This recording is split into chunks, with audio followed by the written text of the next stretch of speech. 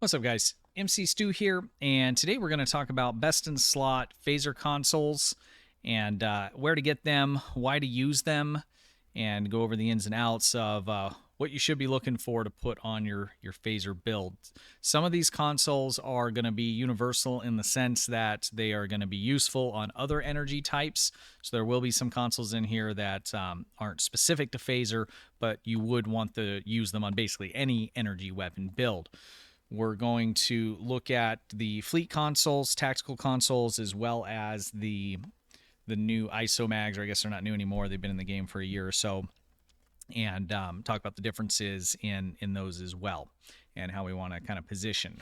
All right, let's jump right on into it. And we're just going to go through these consoles just kind of one at a time, talk about what they do and why you're going to want to use them on your phaser build. So first off, on any given ship that you have two different choices when it comes to your base consoles. We're going to call it that. So up until about a year or so ago, your tactical console slots for best in slot would have been one of these three consoles here. So these two first ones are, and I'm going to move this window to see if this pops, the description pops up the middle of the screen there. There we go. These come from the Fleet Spire. These are exploiters, vulnerability exploiters, and these are vulnerability locators. They both give a phaser boost when fully upgraded at almost 40%, Cat 1, and the two variations between these are basically extra crit chance or extra severity. So depending on what you need more of, you can mix and match these and put them in the tactical console slots on your ship. The other option, and you can mix actually all three of these here, would be the colony, the fleet colony tactical consoles. These are going to be more so for like tanking, survivability. They're going to give you the same kind of boost to your phaser damage, but they're going to give you a small boost to basically torpedoes, and there's a bunch of other kind of small variants of that. The nice thing about these is anytime you use an energy weapon or firing mode, it is going to give you a 25% chance to give you a large hull heal. And if you pair this with, say, the Disco 2-piece set, that is going to be even more useful. If you do decide to use these, you're going to want to use 3 or more, only because it's going to stack. So if you only have 1 on there, you have a 1 in 4 chance of getting that healing proc to go off. But if you have 4 of them, then every time you activate a firing mode, you're going to have 4 times 25% chance, which is going to happen a lot more often to give you those heals when you need them passively. So it depends on how you're building. Again, if you're going to go more of kind of a tanky kind of build, then go with the colony tactical consoles. If you're looking for just more raw DPS output, you're going to want to use one or the other, or a combination of the Spire fleet holding tactical consoles, and that's going to give you, again, either the crit chance and or crit severity. Now, instead of using these tactical consoles, with the introduction of Isomags, you could go this route. This is going to allow you to, instead of putting tactical fleet consoles in, because you can't use tactical fleet consoles with the engineering consoles. So they're labeled. These aren't labeled, but they're considered. These are advanced consoles from the Spire. And I'm not sure, guys. Let me know. Can you use the colony consoles with the engineering consoles? I'm not sure on that, because the colony consoles don't say advanced, but I know for sure you can only use one set of advanced consoles. You can't use both. And if you're new, let me just give you a quick rundown of what that means. So on this particular build, and it's all pulled apart because I pulled consoles off, but I'm using the engineering consoles, and that means I cannot use these Spire consoles. You see how they're grayed out, but I can. This is not. So I just answered my own question. You can double up and use the colony consoles. I don't know a real good use case for doing that. So I would either go, all fleet tactical consoles, or I would go with the engineering consoles. The engineering consoles, what they are going to do is boost your phaser damage in the same way that the fleet consoles do, but they're also going to give you a stacking boost to your weapons power and the cap to your weapons power. So each one's going to give you a boost to 7.3, plus it's going to raise the cap by 7.3. So if we take a look down here at my weapons power, and I have some consoles pulled off of it, but you'll see I have 161 out of 100 weapons power. And this is a huge, huge boost. When you start the game, these weapon settings are set at 50%. And just by doing nothing else and putting this up to 100 or maximum, you're going to more than double your damage output.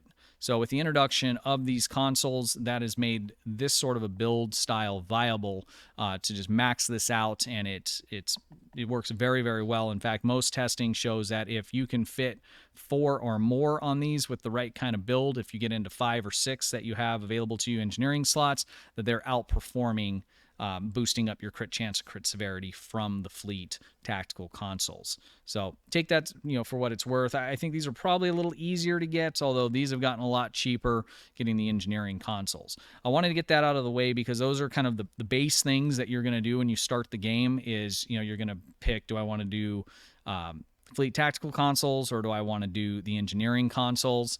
There are the regular crafted consoles that you'll get that drop in game, and you can also make them. And why don't we just mention those just so we're not missing anything here? But those are going to look like these right here.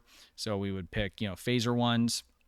And these are going to give you a phaser boost as well, similar to what you would get from the fleet consoles, but it's not going to have the crit chance and crit severity. So when you start brand new day one, you're going to start off, trying to find these, and then you're going to build up to using either the fleet stuff or the crafted Isomag. Fleet stuff's probably going to be a little more user-friendly to start with, but again, I wanted to get that out of the way because that's kind of the basics. Where you get a ship in your tactical, you're going to put tactical consoles to boost, or now with the introduction of Isomags, you can use Isomags and then you can't use those fleet ones. So regardless of which direction you go with these, you can use any of these other consoles to fill in the rest of it as you see fit based off of what you have, or the build that you're having fun just trying to put together. And there's quite a few different ways to go about doing it. So there's a number of things you want to take into account. Okay, so we're looking for phaser boosts like we get from these consoles. These are category 1 phaser boost. You're looking for category 2, which would be a bonus damage boost like we're getting from this console. And we'll go into more details on these consoles that I'm hovering over. You get a Cat 2 boost or a bonus damage boost, which is even larger than, say, like this particular one's 25% bonus damage. Cat 2, 25%. Cat 1 is going to be less than half the amount of boost that you would get. The other thing that we're looking for, depending on the way you're doing your build, is going to be things that give you more power to your weapons. Say like a 0-point module is going to give you more power for your weapons, and that's going to give you extra damage. But most importantly these days, fire cycle haste is really, really huge. So fire cycle haste is how fast you fire all of your weapons. Okay, so if you're able to fire your weapons twice as fast, you're going to do twice the amount of damage. And again, that's making things simplistic because you will draw a lot more power and blah, blah, blah, but we won't get into the weeds on that. Fire cycle haste, though, is huge, even with that extra drain that you're going to get from your weapons. And then lastly, your crit chance and crit severity, like you would get from these consoles, from the fleet and some of the other consoles in the game. Those are the things that we're looking for when we're looking at consoles, and that's basically what's going to be involved with these top picks that I have pulled out. These aren't in any kind of particular order, although I did kind of categorize stuff with just like Cat 1 boost, Cat 2 boost, crit chance, crit severity, and a mixture of things along with fire cycle haste. So let's just go ahead and start on the first one I have in my list, which is the deconstructive resonance emitter. This comes from the lockboxes or the exchange. I think these were given away a while back as well, so you may actually find you have some sitting in your inventory. This is going to be lower down on the tier list. We're getting some kinetic damage, which is nice if you're running a torpedo. We're getting a 15% to our phaser damage, and we're getting some control expertise, which is nice. The clicky on it's okay. You get some kinetic damage from it, which is pretty good.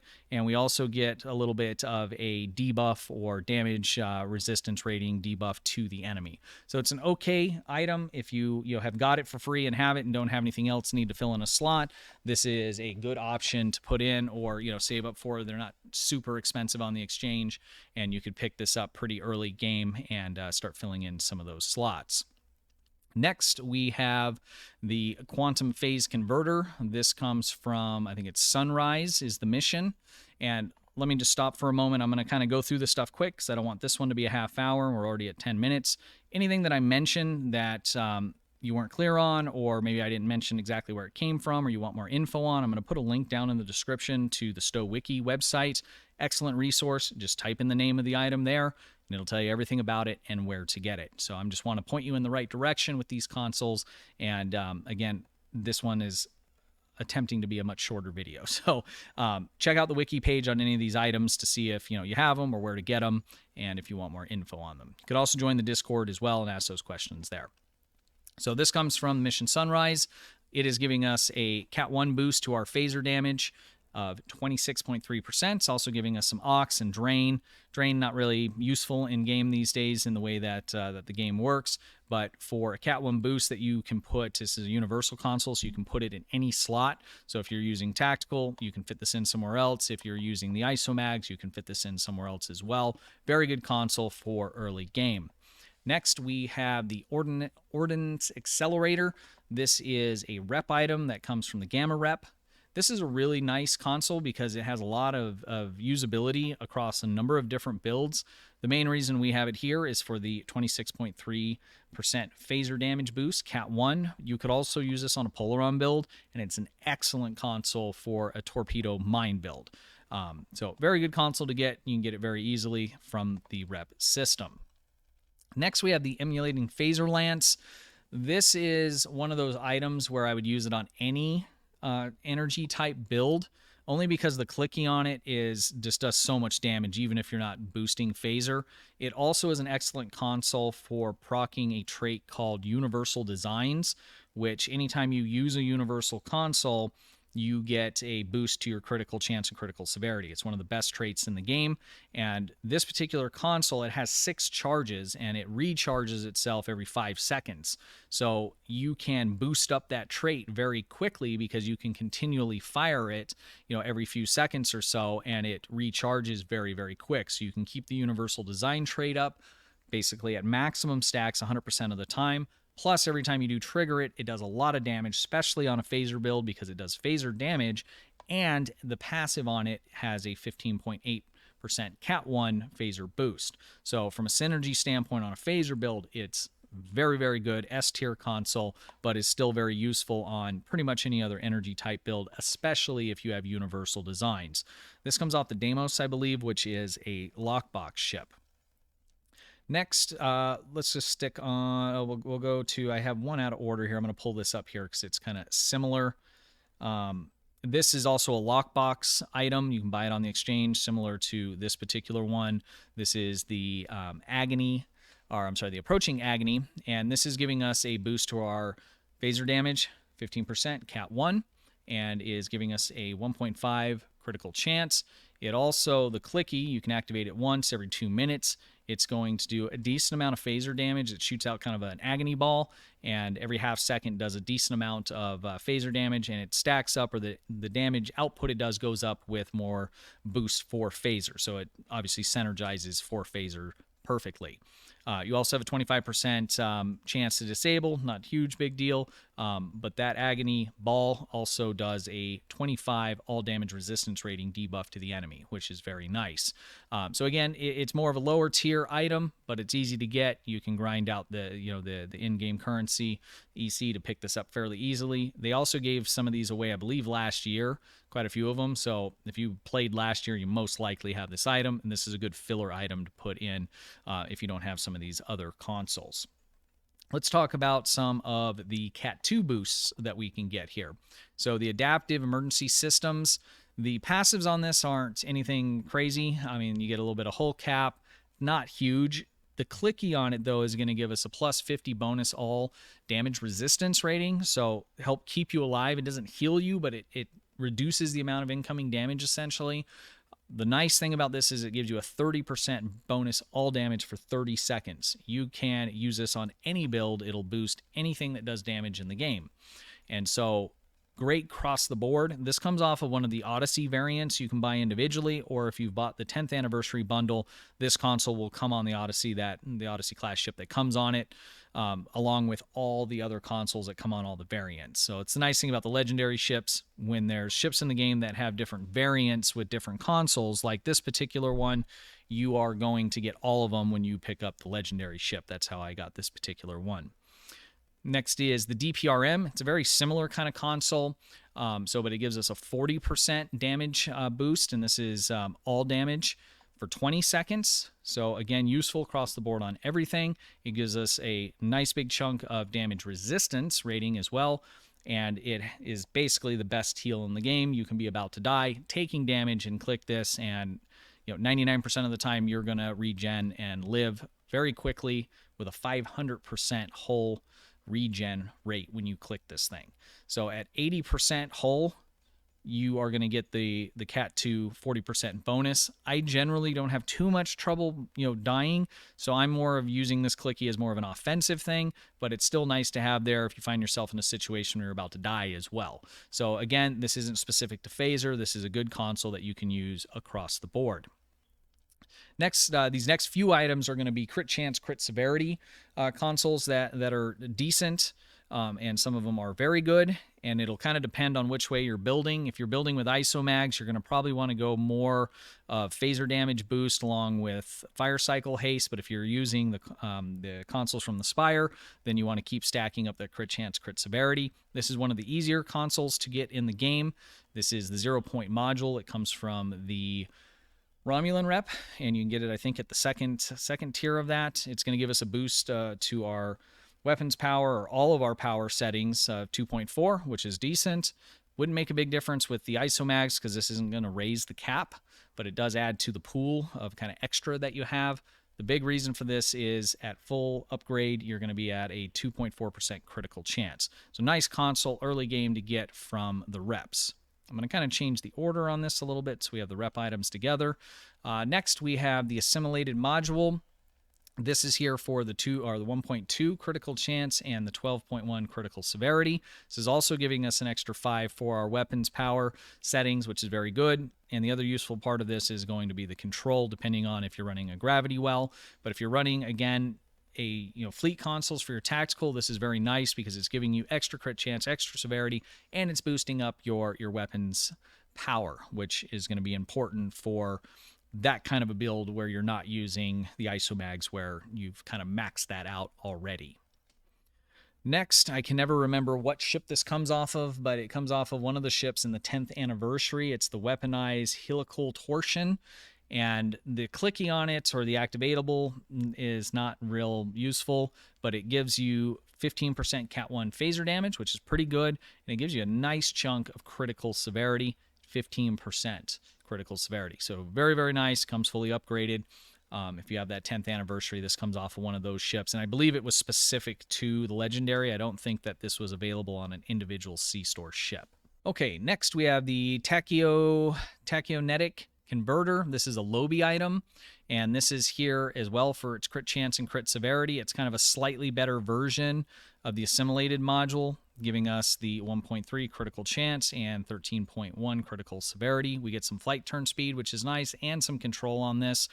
Great console across the board for pretty much any of your builds. Essentially, any of these first 3, not counting the weaponized helical torsion, is a good universal console for any kind of build that you're doing or any kind of energy type. All right, next we have the Swarmer Matrix. This is here for the boost we're getting to our critical chance. This is a Lobby item as well. We're getting almost 4% critical chance. That's solely why we're using this item. Depending on your build, this can get outclassed, especially if you're using like the Isomags and you're going that route, you're not going to use it. But otherwise, if you're building for crit chance, crit severity, this is an excellent console and can be used across a number of different builds. Next, we have the Lorca Custom Fire Control. This is here for, again, a very large critical chance boost. We're also getting some weapons power for this, and we're getting shield penetration. It's an excellent standalone console, but you can also pair this with the Dark Matter Torpedo.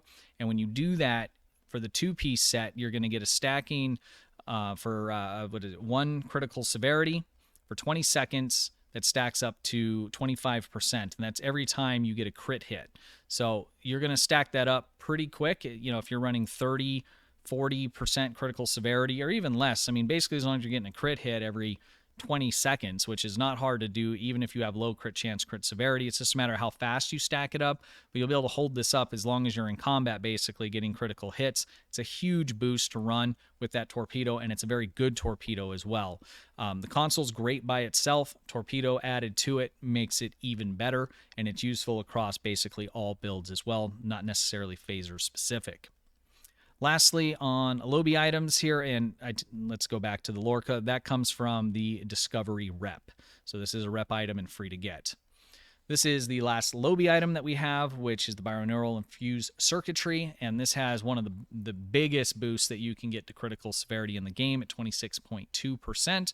You also get some hull capacity, and you get some control. But again, this is a very large boost, and I find myself fitting this into pretty much any kind of build that I'm doing, because you get that crit hit, and if you get a crit hit, the next thing that's important is, well, how much severity is it going to be? And this is the largest one boost that you can put in terms of a console on any particular ship. So again, excellent across the board, and obviously synergizes well with phaser build, since phaser build is a direct damage output style of build.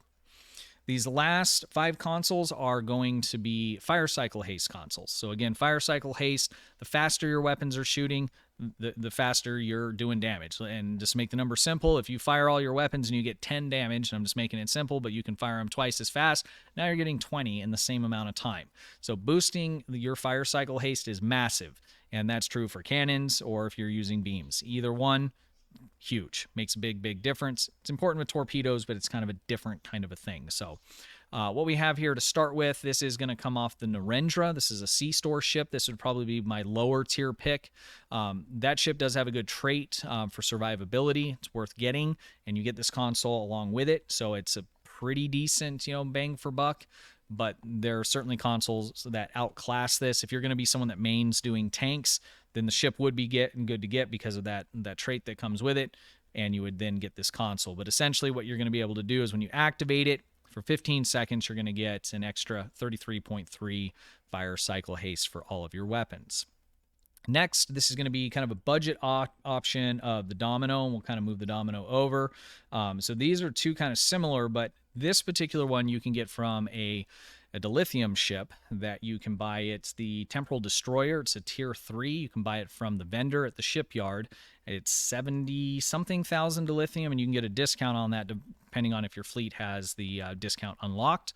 But this is, you can use this across any energy type. It doesn't have any kind of passive, but when you click the activatable, it's going to give you a 15% bonus all damage for 15 seconds, which is a great Cat 2 boost.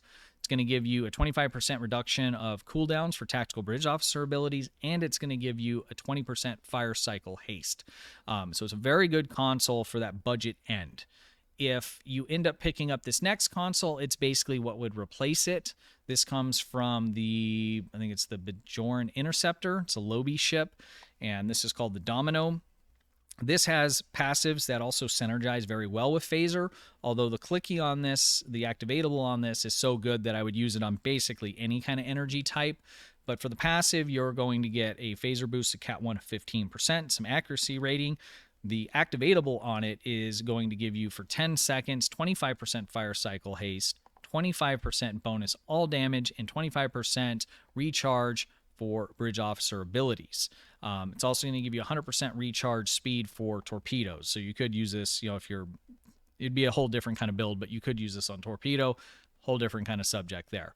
But this is a close to S tier console up until the Owani was released, which was a ship that was put in the 14th anniversary with its console. This was the best in slot for fire cycle haste for specifically a phaser build, and we'll get into the Owani here in just a moment. But excellent console, but it does come from a Lobi ship, so you'd have to open lock boxes to get Lobi in order to buy it, or use it with a I take that back, guys. This is not a Lobi ship. This comes from the Phoenix boxes. So if you get an Epic Phoenix token, you can get it, and that's kind of tough these days, unfortunately. Epic does have a starter bundle. You can only buy it once, but it includes a tier 6 token, some other gear, and it includes one Epic Phoenix token.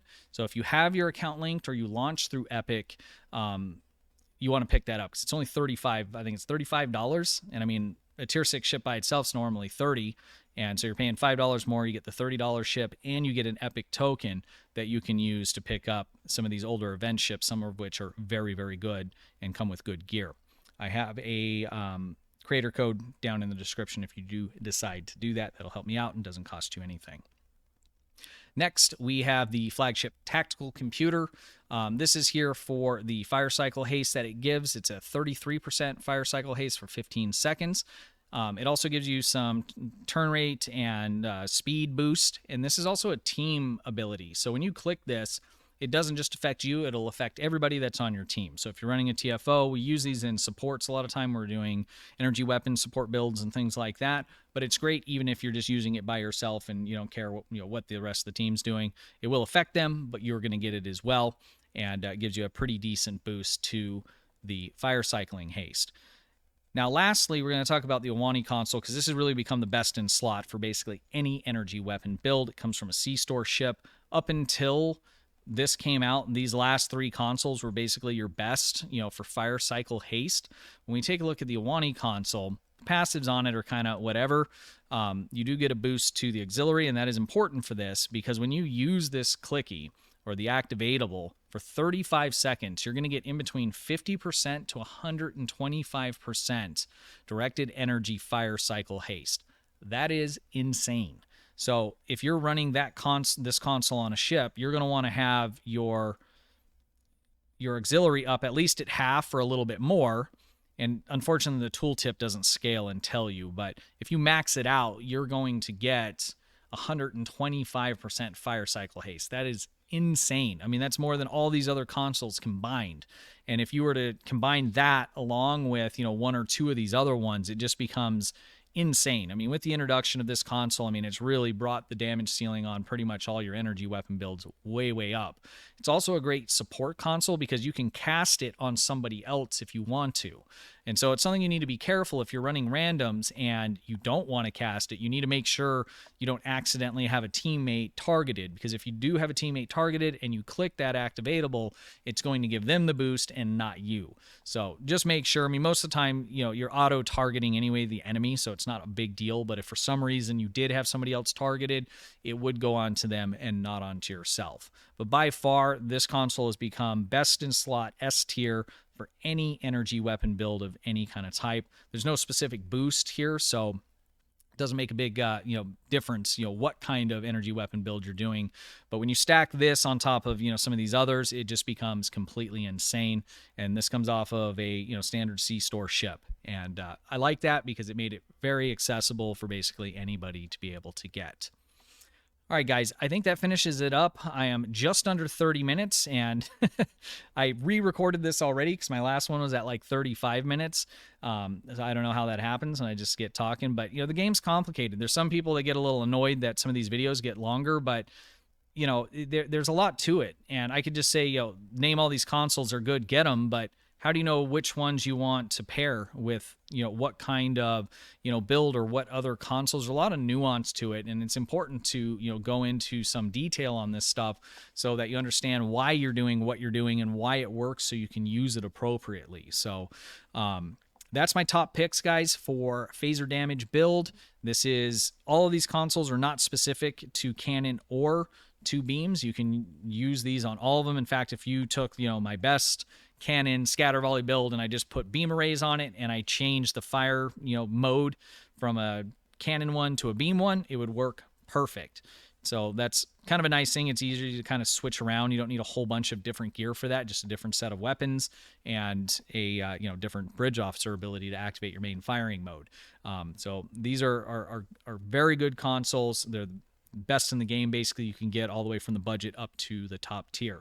Let me know in the description, guys, what you think. What consoles did I miss? What are you guys using that's working well for you? Really interested to hear from you. I think that's it, guys. If you haven't checked out the Discord, do that. There's a link down in the description. If you have questions, we do giveaways in there. It's a community of over 3,000 people. We're more than happy to help you out. So check that out. Join the community, and we hope to see you soon. Thank you guys for watching. Have a good one. Hey guys, appreciate you watching. Be sure to hit the thumbs up button, ring the bell, and sub to the channel for the latest news updates and how-to guides.